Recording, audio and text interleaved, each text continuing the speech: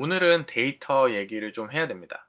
구체적으로는 데이터를 인공지능에 어떻게 피딩할 것인가에 대한 얘기입니다. 그 방법론이 무엇인가에 대한 얘기이기도 하고요. 코덱스 같은 일반적인 인공지능 도구에게 명령을 내려봅시다. 그냥 데이터를 가져와서 분석해달라고 해봅시다. 꽤 잘합니다. 문제는 그 다음입니다. 그렇게 했을 때 우리가 결과를 쉽게 이해하기 어렵습니다. 검증하기도 쉽지 않은 방식이에요. 예를 들어 볼게요. 인공지능이 삼성전자는 아주 좋은 기업이다 라고 답했다고 합시다. 이걸 그냥 믿어야 할까요? 반드시 틀렸다고 장담할 수는 없습니다. 하지만 그 결과로 내 돈을 굴렸을 때 정말 괜찮은 건지 찝찝함이 남습니다. 이 찝찝함을 극복하는 가장 기본적인 방법이 있습니다. 바로 내가 신뢰할 수 있는 데이터를 사용하는 것입니다. 본론에 들어가기 전에 짚고 넘어갈 게 있습니다.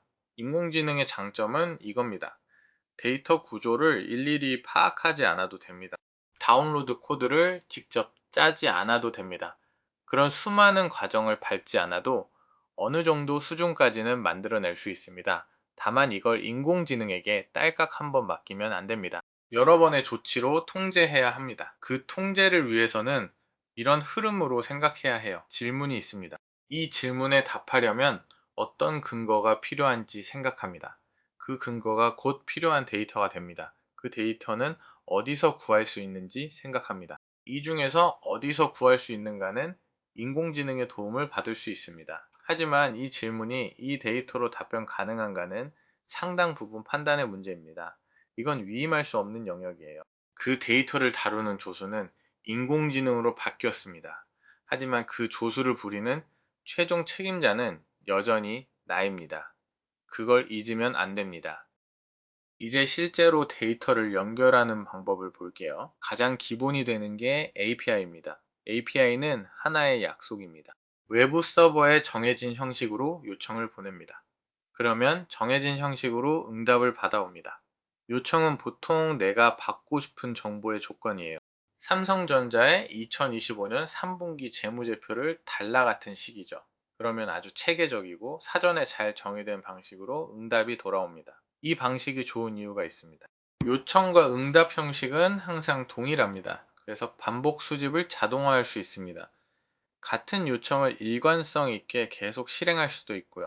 정해진 규격을 한 번만 파악합니다. 그걸 코드로 짜놓으면 됩니다. 그 다음부터는 인공지능이 반복적으로 쉽게 사용할 수 있어요. 자주 쓰이는 출처들을 말씀드릴게요. 국내는 금융감독원 오플다트, 한국은행 등이 있고요. 미국은 SEC 이디갸가 최근에 API를 제공하기 시작했더라고요. 네이버도 여러 API를 제공합니다. 미국 쪽 애플랜드 같은 데도 있고요. KRX는 데이터를 유료로 파는 경우가 많습니다. 그래서 프로그램으로 접근하려면 돈을 내야 합니다.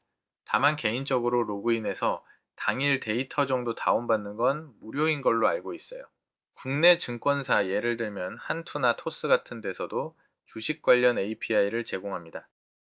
SEC의 재무 API를 예로 들어볼게요. 요청 형식이 딱 정해져 있습니다. CIK라는 코드를 사용합니다. 이건 이디게아 시스템에서 쓰는 기업 고유 코드입니다. 우리가 아는 티커랑은 다릅니다. 이 CIK를 정해진 포맷에 맞춰 보냅니다. 예를 들어 연간 영업이익을 요청해 봅시다. US GAAP 기준의 값을 달러 단위로 돌려받는 식이에요. 이렇게 정해진 규격을 한번 파악합니다. 코드로 짜놓으면 됩니다. 그러면 인공지능이 이후로는 아주 쉽게 반복 사용할 수 있습니다. API로 가져올 수 없는 비정형 데이터가 있습니다. 수백, 수천 페이지짜리 문서나 책 같은 것들이죠. 이런 걸 다룰 때는 좀 다른 접근이 필요합니다. 이게 바로 RAG라고 부르는 기술입니다. 문서를 잘게 자릅니다. 그중 사용자의 질문에 가장 적합한 부분을 찾습니다. 그 다음 거기서 정보를 찾아 답변의 근거로 붙이는 방식입니다. 필요한 단락만 찾으면 됩니다. 그걸 답변 근거로 붙이는 건 전혀 어려운 작업이 아니에요. 어려운 건 그 단락을 정확하고 빠르게 찾는 것 자체입니다. 이 방식은 특히 사내 문서처럼 외부로 나가면 안 되는 데이터를 다룰 때 많이 사용됩니다. 사내 문서를 그대로 외부 API로 통째로 넘길 수는 없잖아요. 그래서 문서를 내부에서 검색만 합니다. 찾은 단락만 인공지능에게 전달하는 방식을 쓰는 거죠. 세 번째는 MCP입니다. MCP는 하나의 규칙입니다. 인공지능 모델이 외부 데이터 소스와 소통하는 방법을 정의합니다. 혹은 프로토콜이라고 이해하시면 됩니다. API나 RAG 같은 도구들이 있습니다. 인공지능이 이걸 어떻게 호출해야 하는지 알려주는 설명서라고 보시면 됩니다. 혹은 계약서라고 보셔도 좋고요. 비유를 들어볼게요. 우리가 어떤 서비스에 생년월일을 입력할 때가 있죠. 정해진 포맷으로 입력해야 정확한 결과가 돌아오잖아요. MCP는 인공지능에게 이걸 미리 알려주는 역할을 합니다. 이 정보를 받으려면 이런 정해진 포맷으로 요청을 보내야 한다는 것을요. MCP 툴은 보통 이런 요소로 구성됩니다. 툴의 이름이 있습니다. 이 툴의 목적을 설명하는 부분도 있고요. 그리고 입력 스키마가 있습니다. 어떤 파라미터가 필요한지 정의해 놓습니다. 각 파라미터의 데이터 타입이 문자열인지 정수인지도 정의해 놓는 거예요. 실제 예를 하나 들어볼게요. 종목 코드는 6자리 숫자입니다. 그런데 오피다트에서는 기업마다 별도의 8자리 고유 번호를 씁니다. 이 둘을 서로 변환해주는 기능을 만들어 둡니다. 여기에 연도와 필요한 항목을 추출하는 기능을 연결합니다. 그렇게 외부 툴과 연동해서 조회할 수 있게 만듭니다. 이게 바로 MCP 서버가 하는 역할입니다. 이런 걸 사람이 일일이 작성할 필요는 없습니다. 인공지능에게 이 툴의 스키마를 작성해 달라고 하면 잘 만들어 줍니다. 데이터를 다룰 때 기본적으로 알아두면 좋은 게 하나 있습니다. 데이터는 보통 행과 열로 이루어진 테이블에 저장됩니다.